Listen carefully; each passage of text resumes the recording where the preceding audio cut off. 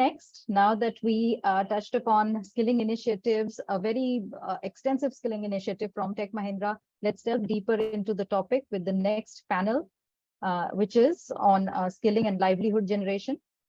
So in fact, with India's demographic makeup, skilling and livelihood generation become the most crucial areas where both the government and the private sector need to focus. So to discuss the issues, challenges, solutions, and the opportunities of skilling in India, we have our next panel discussion.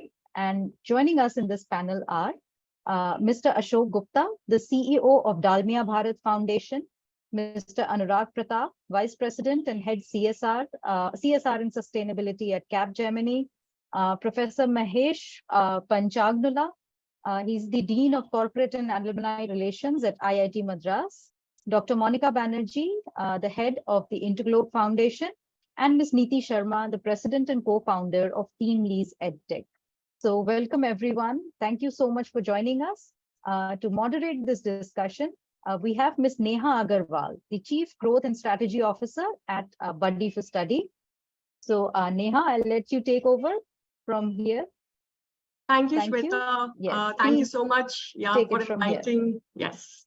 Thank you, Shweta, for inviting me in this wonderful panel. Very warm welcome to all our panelists and to the audience. India has been having one of the world's largest workforces, and it is expected to grow in size for the next 15 years.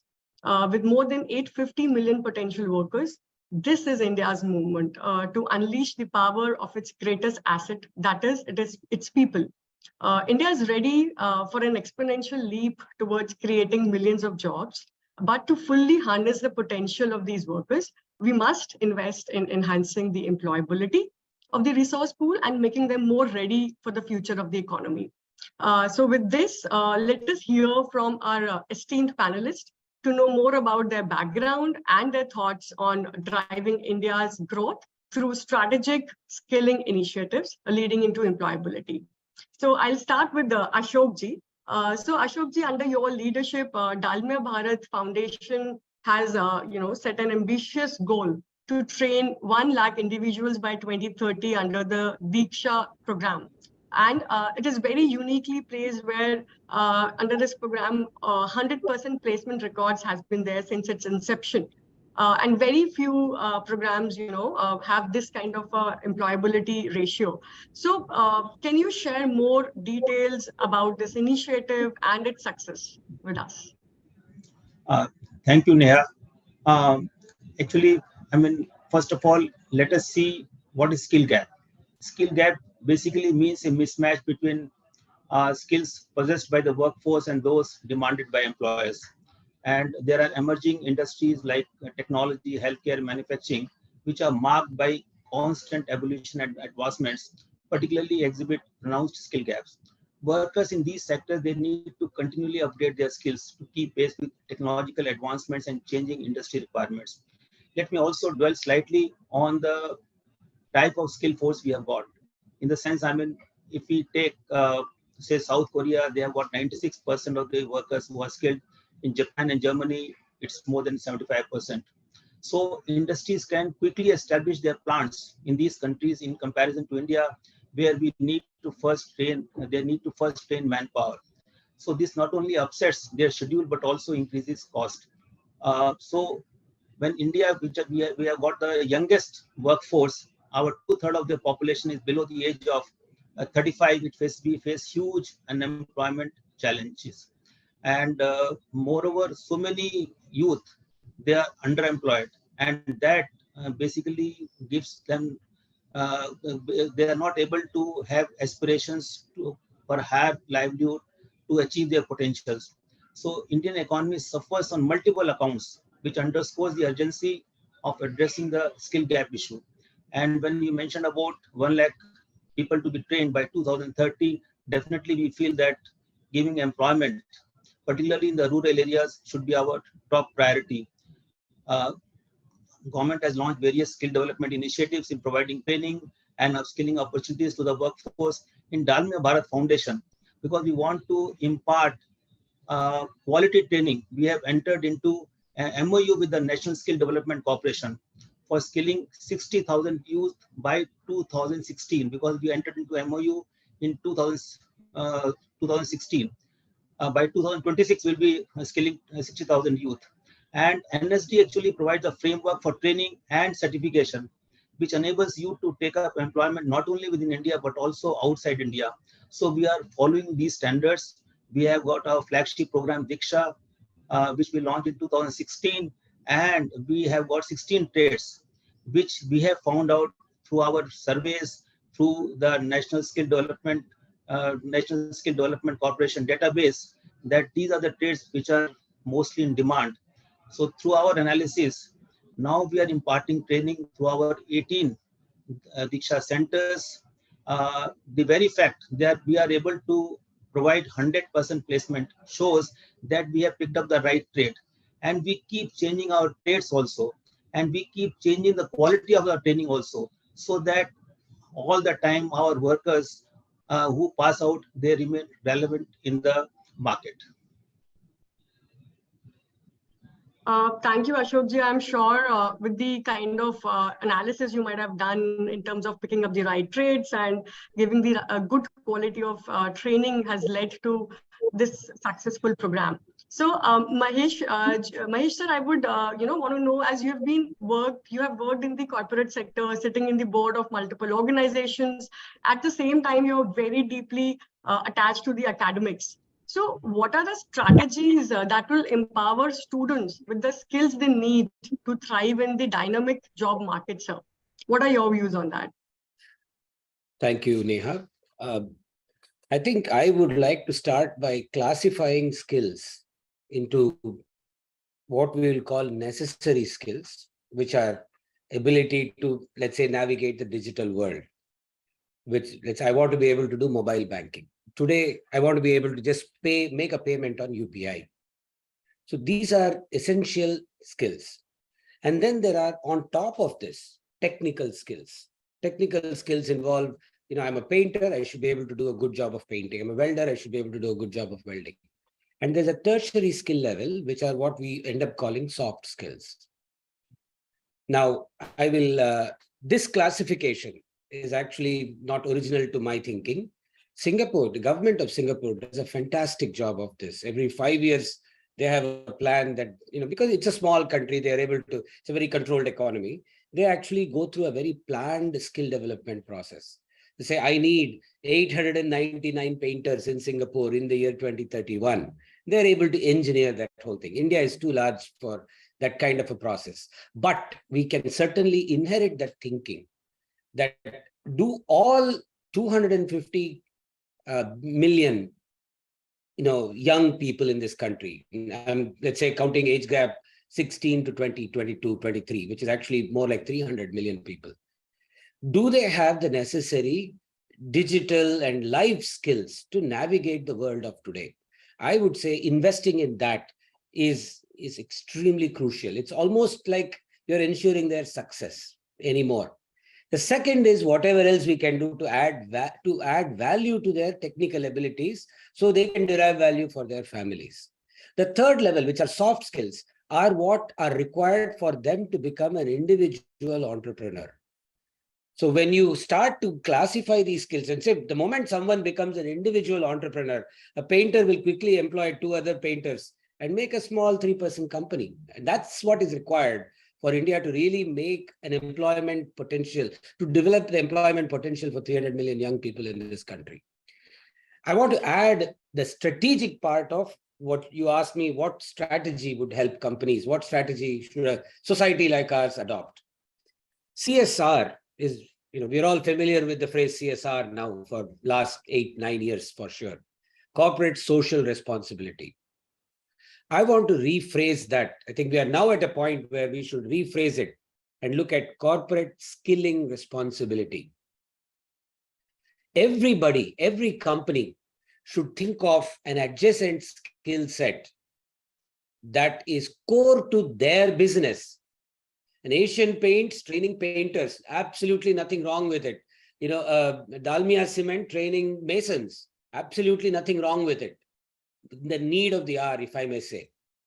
Corporate skilling responsibility. Instead of making a government enact a law in parliament saying spend 2% of your net profits on XYZ, each company should volunteer to say, I'll spend another 1% on top of this to skill people in a space that is adjacent to my core operation. If every company did that, we would be a very different company in terms of skilling. Because for a cement company to train masons is an absolute easy thing. I'll pause here and I'd like to hear others' thoughts as well. Thank you, Neha. Thank you, sir. And if we go with the new definition which you said, which is corporate skilling responsibility. And I want to emphasize the word responsibility. Right. That will certainly change the future of our economy, and with the kind of workforce which we have. If we skill them in a very right direction, I'm sure that can change a lot of things for the India as a country in the future. So Anuragji, I would like to know your thoughts with the vast experience you have, more than of 26 years, working in the CSR with Capgemini and in other places in the social development sector. What kind of skilling initiatives you think will drive the India's growth? Sir, you were on mute. Thank you. If you ask me a question after Professor Meher, then I have no answer. and be silent completely. And one individual I admire a lot. There are the which skilling and what kind of skilling based on. You're asking an audience what kind of food that you'll prefer. It depends on the kind of audience that you're reaching out to, because every industry will be looking at different kind of skilling there. But what certainly something that I've been talking, and I've been I'm a very big advocate of looking at skilling purely from market point of view. Don't do skilling just for the sake of skilling. Don't do skilling because you love skilling. Don't do skilling because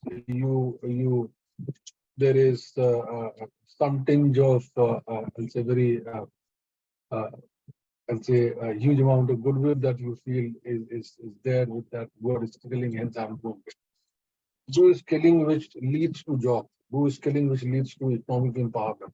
Do skilling which provide opportunity to people to break the vicious cycle of exclusion, poverty, by providing them with hope, providing them with opportunities there. So for me, my 2 cents is that any skilling which allows people to dream differently, allow people to aspire new things, allow people to what is called break the vicious cycle, allow people to get a job, allow people to become independent, all for it. Skilling which is completely market aligned, all for it. Skilling which is not purely academic, but skilling which has job or economic gains attached to it. I'm all for that kind of skilling.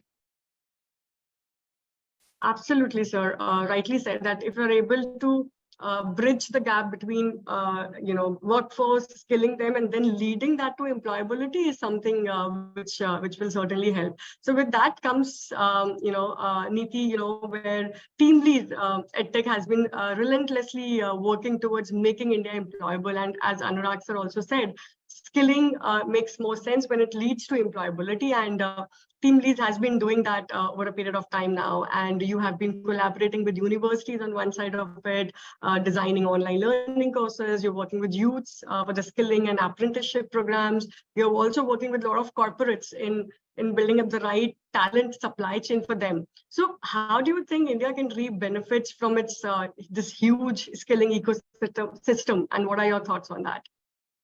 Hi, Neha. Good to see you after a long time. And yes, thank you for this nice question. I think I would, I would second what probably my previous panelists have mentioned. I think, and specific to what Anurag was saying, I think a focus on outcome-driven impact is very, very important. There have been multiple skilling, schemes that have been rolled out. There's lots of money being spent.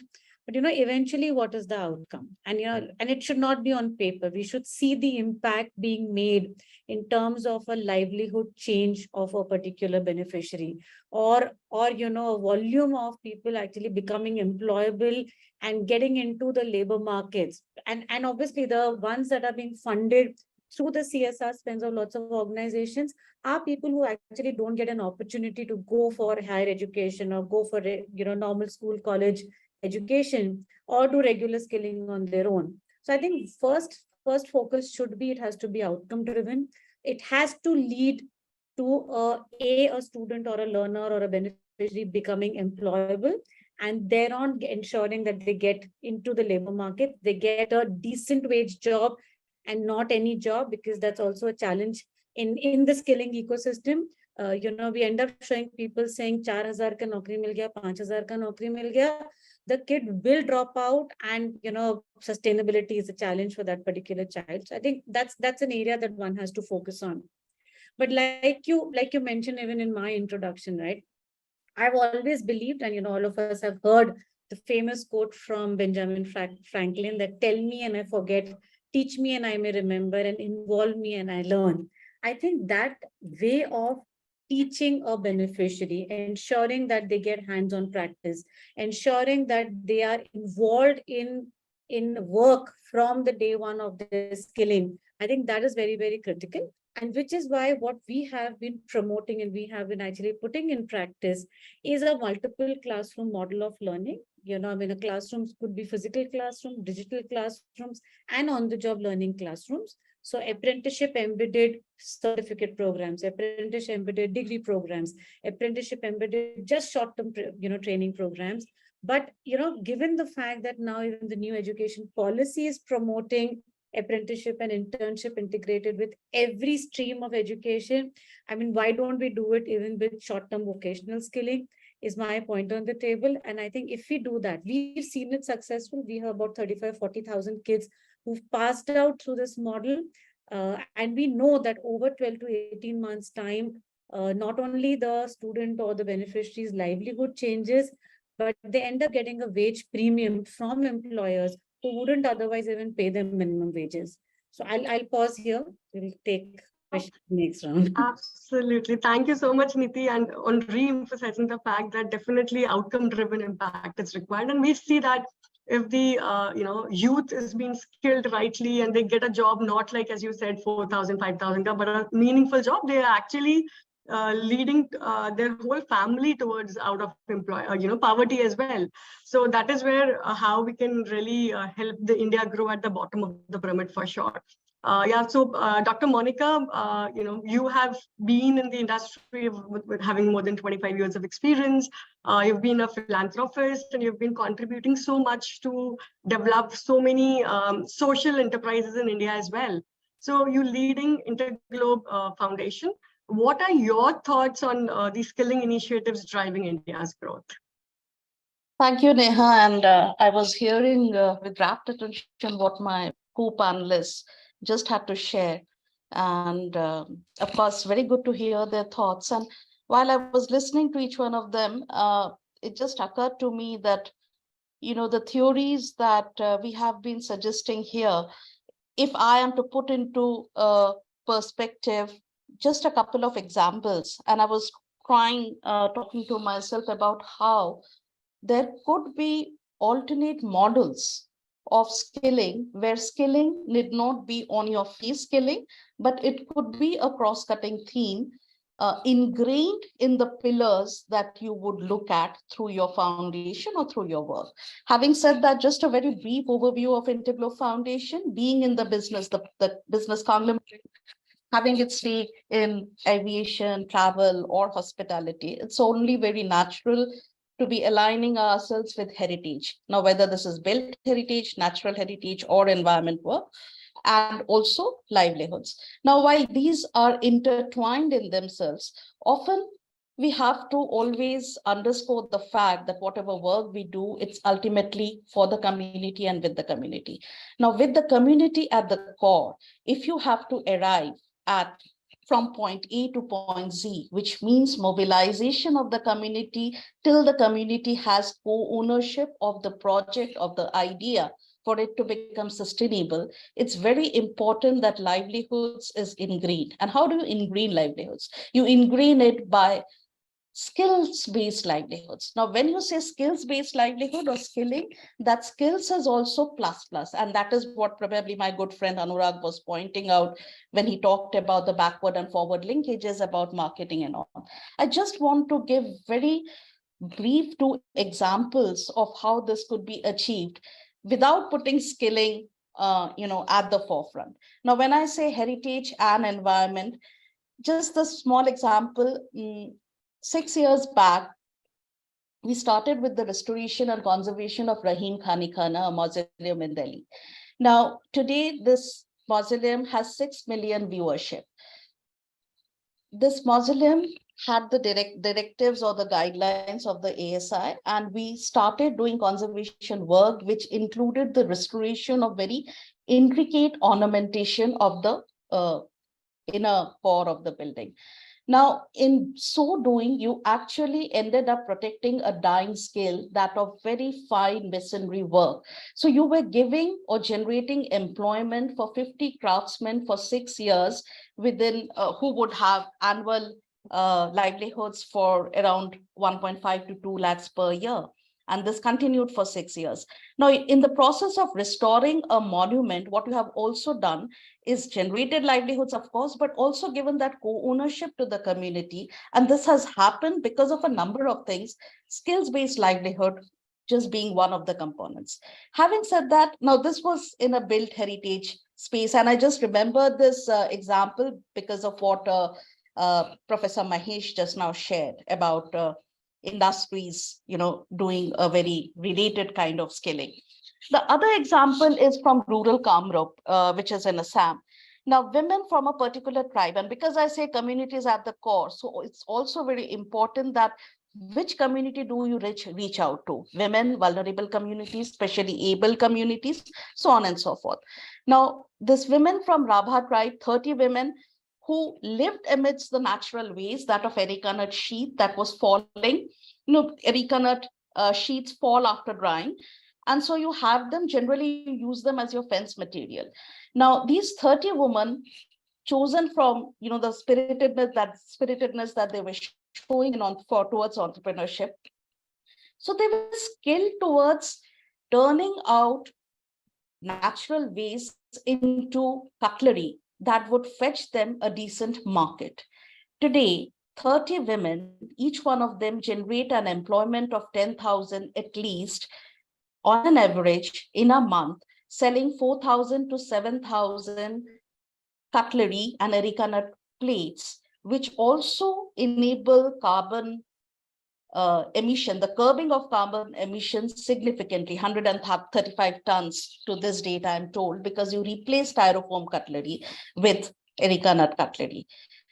In the process, what you have done is this skilling, the skilling part is, of course, one of the components, but you have also ensured that demand and supply gaps are met, that there is a whole marketing linkage, the whole value addition and the value chain analysis being done. There is enough where the markets are being secured for these entrepreneurs to actually have their products sold and also slowly expand their enterprises. Today, they are in a position where they could give employment to 3 or 4 more such women in their area. So these are just 2 examples to kind of put into perspective what my co-panelists have been saying. So I'll pause here. Yes, so I think, Dr. Monica, the examples which you gave are actually perfect, which ensures inclusivity in skilling, right? That how you are actually engaging with the marginalized women and people and also helping them with employability, linking it to the market needs. So thank you so much for your thoughts there. So I see in India, employability has, twofold challenges. One is converting potential workers into the active workforce. And secondly is the upskilling of those workforce and prepare them for the future jobs which are there. So how can we address these challenges? We have panelists, who have been running so many skilling initiatives. So if there are any learnings from the initiatives which which you have, and what inputs you can give to make a skilling program more successful, more effective here. So maybe, Ashok sir, or we can have panelists share their views on this. See, Neha, I was thinking that, should we see skilling from a very narrow perspective only? Like we have got Diksha centers, we have got 16 trades, we are training youth. Uh, this year we are going to train 6,000 youth also, and we have got the fixed program. And we have done the analysis also of the gap. That is one part.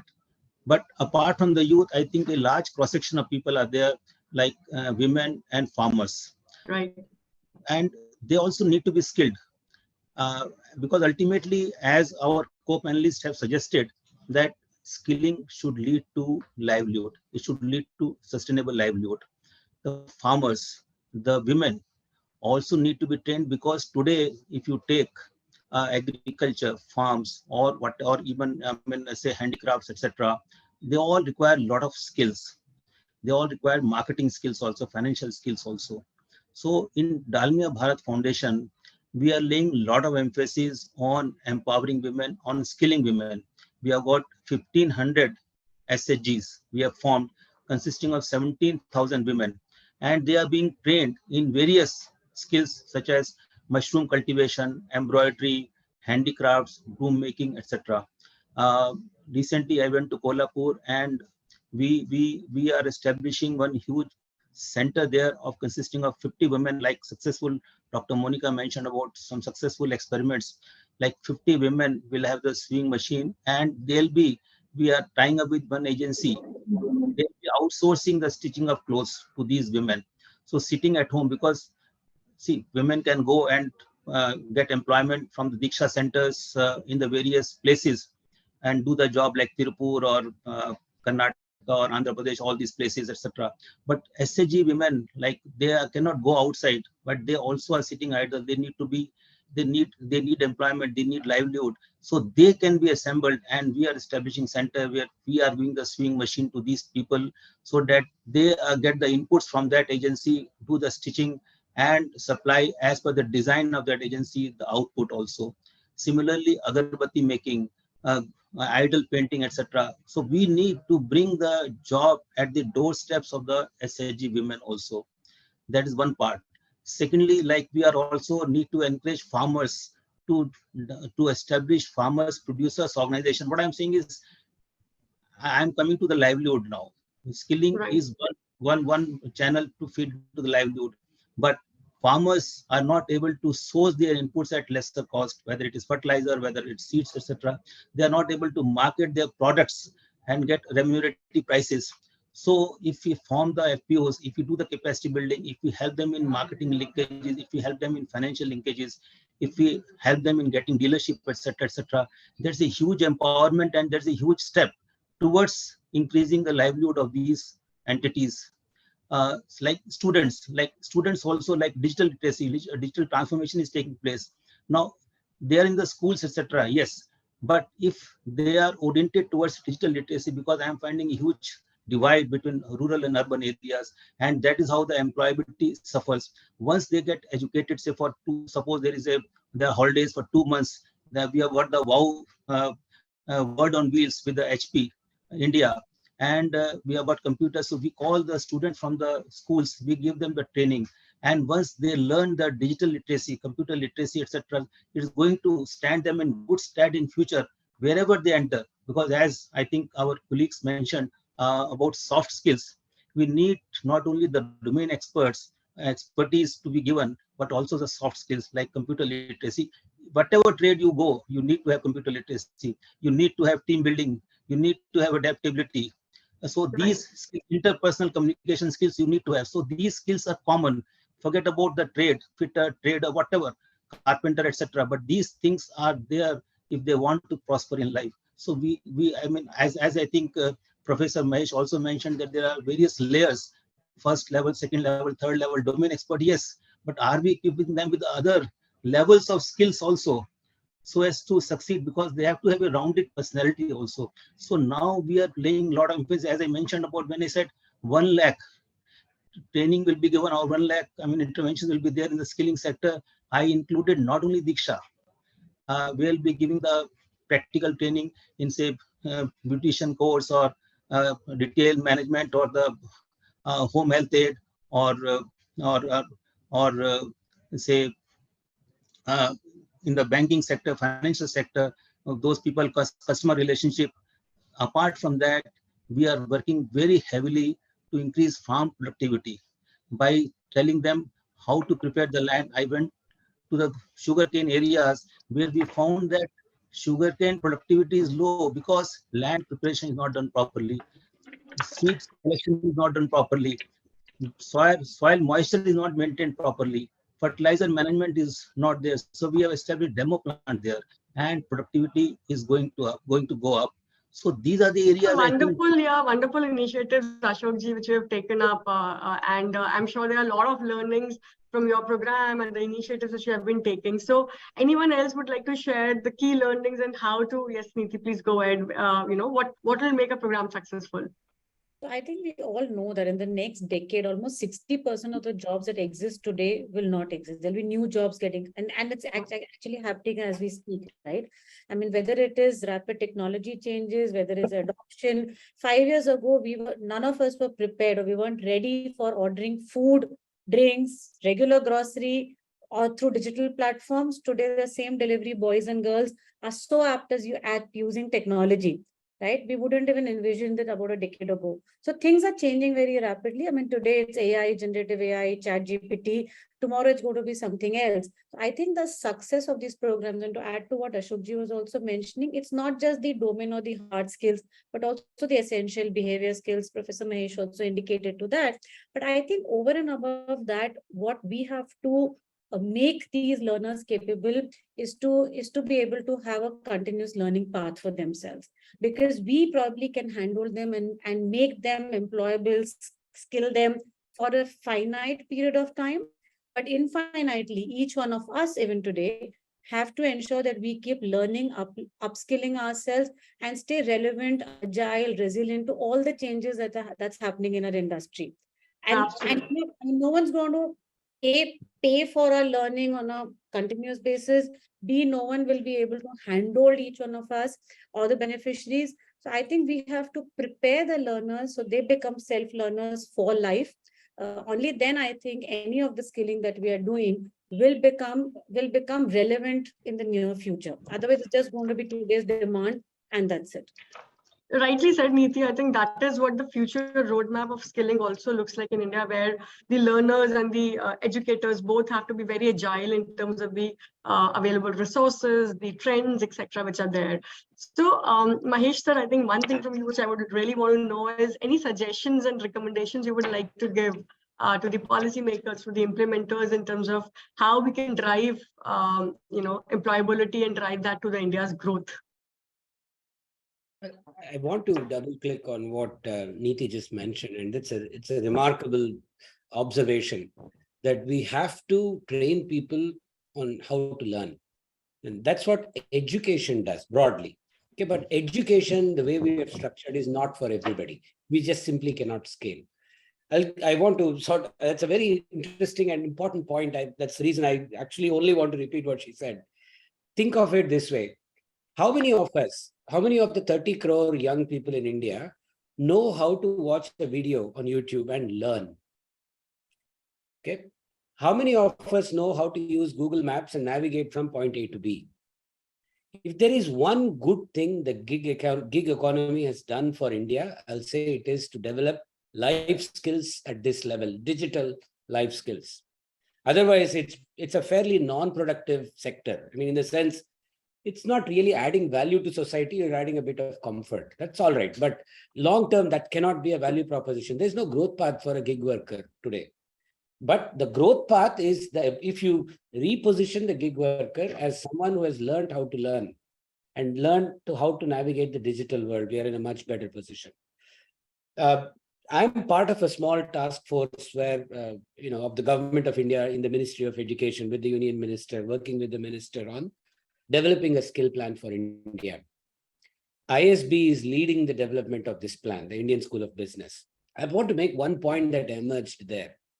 Whatever we do in the brick and mortar space, whatever we do with initiatives, will only reach lakhs of people. There is a scale mismatch in some way. Skill mismatch is only one part. Scale mismatch is a huge problem in India. 30 crore young people, in 5 years, they won't be young anymore. The problem is as simple as that. How do we get 30 crore young people to become people who can navigate the digital world, learn for themselves? And I will go even one step further and say they need not find employment here in India, all of them. In fact, the government's vision is very clear that we want to be the HR capital of the world, right? So let us make sure we position ourselves to really focus on this soft skill. Somebody sitting in a village, far away in remote Maharashtra, should know how to use Google Maps, should know how to navigate the digital world, and not feel out of place when they come into a city. IIT of today is a very different IIT from when even 10 years ago. I see people from absolute rural backgrounds, and I can see they are lost. They're literally lost, not just in the classroom, but outside the classroom. Okay, and if this is the case with a very, very smart kid who was able to crack a very tough exam and come in, I can only imagine what this person's brothers and sisters back home are going to feel like. So please, whatever we do, bear this in mind. 30 crore young people are going to be young for only 5 more years. And this is the moment that you mentioned, Neha. Rightly said, sir. Definitely. So Anurag sir and Monica ji, any concluding remarks from you on this? Don't say only 5 years. We have many more years to be young. I don't want to get branded into someone who's not young anymore. The 2-3 things which is important. The whole sector is evolving there. People are, and the institutions are, and the courses are becoming redundant if you do not, I'll say, change, fine tune, align it to what is needed. That's at the entity level. At the learners level, things are changing again. No one, I'd say 3 years back, pre-COVID, the online learning was not, I'd say, something which was a good thing in India. We are always, and even now also, we are not, as a nation, we are not that good as someone who can learn online. We always need a facilitator-driven online programs. We require that program. But that's how the world is changing now, shifting there, and we need to get our content also packaged in a way that we can do it and provide it to people. The second is the whole capsule of module there. So no one has the patience to go through, I'll say, 50-hour, 100-hour, 120-hour online courses. You require something that IIT Madras does it in a very effective manner. Something the line of NPTEL and all, where you have the shorter version of content available there for people to go through. And then the whole readiness and willingness for you to change your courses and content there.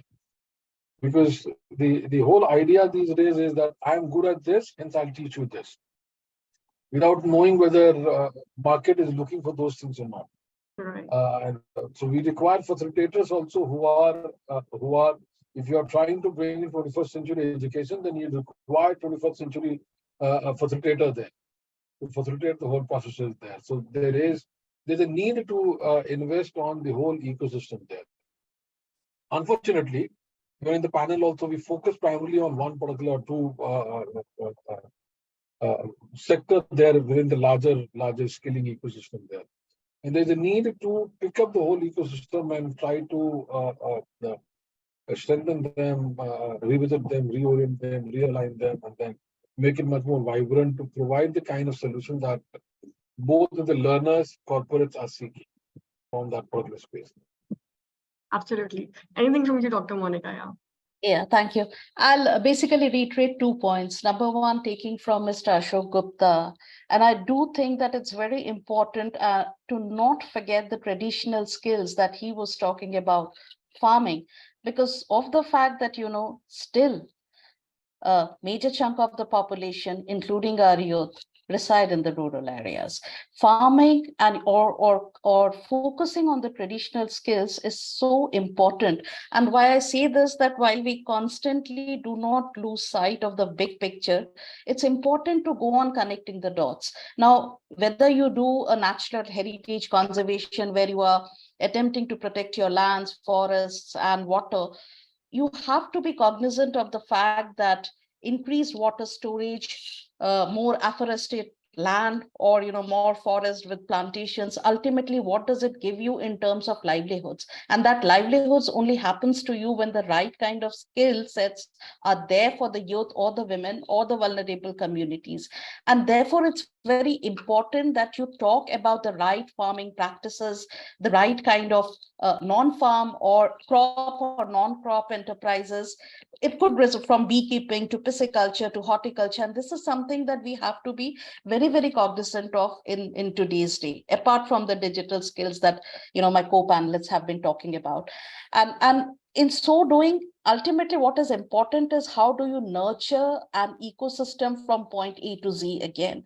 And it's, again, as I say, it's very easy to say this, but in nurturing an ecosystem, you will also have to talk about the right kind of convergence with the government schemes. And while we do this in very many states, whether in Gujarat, Bihar, Madhya Pradesh, so on and so forth, Odisha, in Kalahandi, but we have often seen that there are a lot of gaps that remain, to kind of make a skill into a proper livelihoods opportunity. So that is something when you want to kind of take to the policy makers, this is how do you bridge that gap between the convergence that we are talking about, the various collaborators, is something to ponder upon. And my second point is, we often talk about skilling, but to me, skilling is only a means to an end. And the end for any particular project that has community at the core is to give voice and agency to the community. And sometimes in just focusing on the skilling aspect, we often tend to lose that element of, you talk about behavior, but how do we actually bring voice and agency to the community for whom we have been propagating skilling? So that's something that we should not be losing sight of. Thank you. Yeah, thank you so much. I think to just conclude this wonderful and insightful session, I'll say that with additional people entering into the workforce, would not only help in sustaining their own lives and their own families, but I'm sure this has a lot of potential to accelerate India's GDP also, and taking it towards the $4 trillion economy. So thank you so much, everyone, for your time and inputs. It was great listening thoughts from all these different stakeholders of the skilling ecosystem.